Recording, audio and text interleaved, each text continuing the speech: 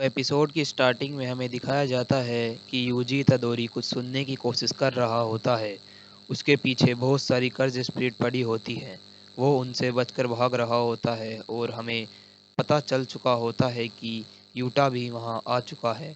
अलग ही पता चल रहा होता है कि वो शिबुया में हुए इंसिडेंट पर रिग्रेट कर रहा होता है।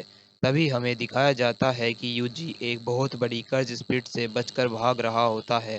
तभी उस कर्ज स्प्रिट और यूजी पर कोई अटैक कर देता है। हाँ, ये और कोई नहीं यूटा होता है।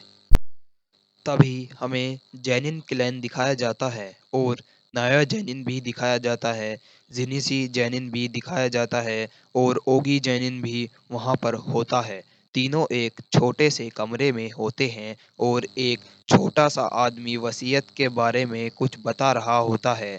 और वो बताता है कि अगर सातोरु गोजो मर जाता है तो तोजी के साथ हुआ समझौता लागू होता है और मेगुमी फुशिगोरो को जेनिन क्लैन का हेड बनाया जाएगा। फिर जेनिन टोक्यो चल देता है। वो फुशिगोरो को मारना चाहता है। तभी हमें यूजी दिखाया जाता है। यूजी बताता है सुकुना की ताकत पहले से बहुत बढ़ गई है। तभी चोजो यूजी को जुजुत्सु हाय लौटने को कहता है। यूजी मना कर देता है और बोलता है कि सुकुना फुशिगोरो के साथ कोई साजिश रचना चाहता है। फिर दोनों भाई कर्ज स्प्रिट को मारने चल देते हैं और यूजी एक पंच स्प्रिट को मारता है। यूजी एक ब्रिज की तरफ भागता है। यूजी के पीछे बहुत सारी कर्ज स्प्रिट आ रही होती हैं। ब्रिज के दूसरी तरफ चोजो होता है और वो अपनी ब्लड टेक्निक से उन्हें मार देता है। और चोजो बोलता है यूजी तुम पहले से ताकतवर हो चुके हो। तभी नोया जेनिन वहां आ जाता है और बोलता है यूजी तुम्हें मौत की सजा सुनाई गई है।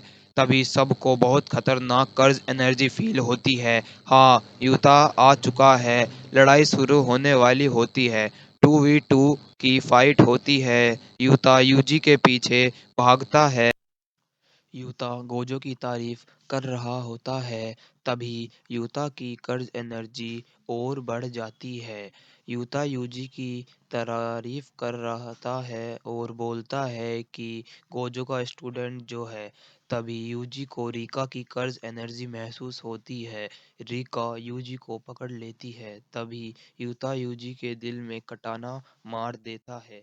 और इसी के साथ जुजुत्सु काइसेन सीजन 3 का एपिसोड 1 यहीं ख़त्म होता है। अगर वीडियो अच्छी लगी हो तो लाइक करें, सब्सक्राइब करें और शेयर करें। Thanks for watching.